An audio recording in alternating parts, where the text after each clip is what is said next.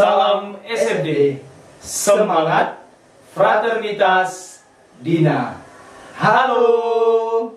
Halo, apa kabar semuanya? Kami berharap kita semua dalam keadaan baik dan tentunya sehat.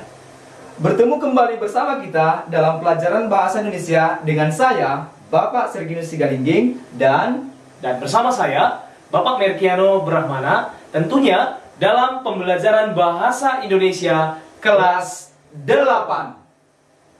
Drop it.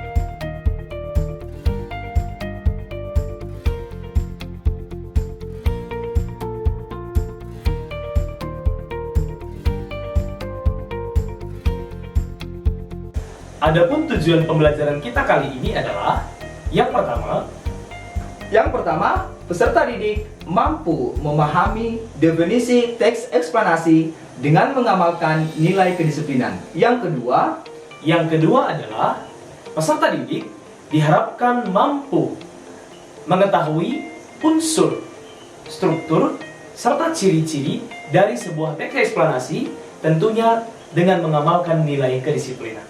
Yang ketiga, peserta didik mampu mengidentifikasi satu contoh teks eksplanasi yang sudah disediakan dengan mengamalkan nilai kedisiplinan.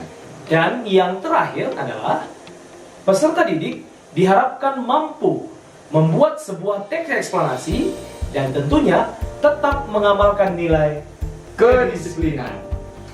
Drop it.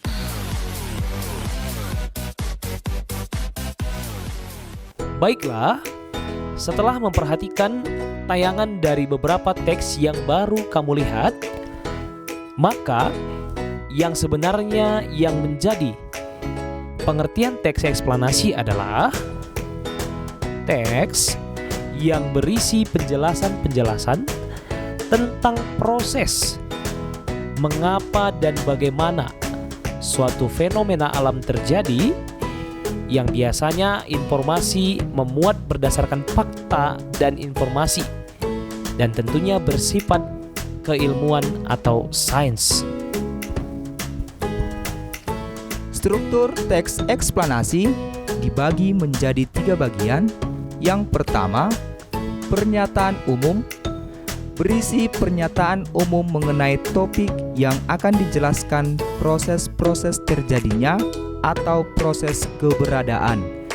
Yang kedua, urutan sebab akibat, berisi mengenai detail penjelasan proses terjadinya yang disajikan secara urut atau bertahap dari yang paling awal hingga yang paling akhir.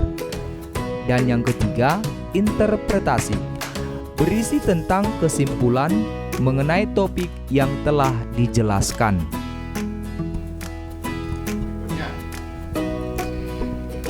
Ciri-ciri teks eksplanasi. Yang pertama, strukturnya terdiri dari pernyataan umum, urutan sebab akibat. Yang kedua, informasi yang dimuat berdasarkan fakta atau faktual. Yang ketiga, faktual tersebut memuat informasi yang bersifat ilmiah atau keilmuan. Contohnya, sains. Yang keempat, sifatnya informatif dan tidak berusaha untuk mempengaruhi pembaca untuk percaya terhadap hal yang dibahas. Yang kelima, menggunakan sequence markers seperti urutan pertama, kedua, ketiga, dan sebagainya. Bisa juga menggunakan urutan pertama, berikutnya, dan yang terakhir. Langkah-langkah menulis teks eksplanasi. Yang pertama, mendata peristiwa di lingkungan sekitar.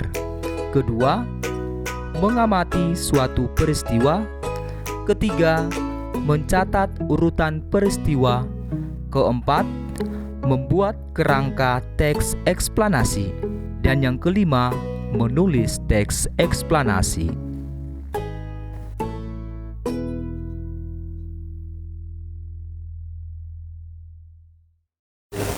Baiklah, sebelum kami mengakhiri pembelajaran kita kali ini, kami akan memberikan pantun nasihat kepada anak didik kami yang stay di rumah, yaitu pantunnya Pak SGS. Beli cabai, beli terasi, Belinya di Pademangan. virus corona harus dihindari. Caranya dengan rajin mencuci tangan.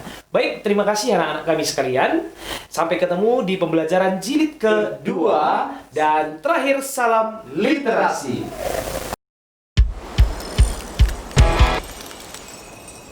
Drop it.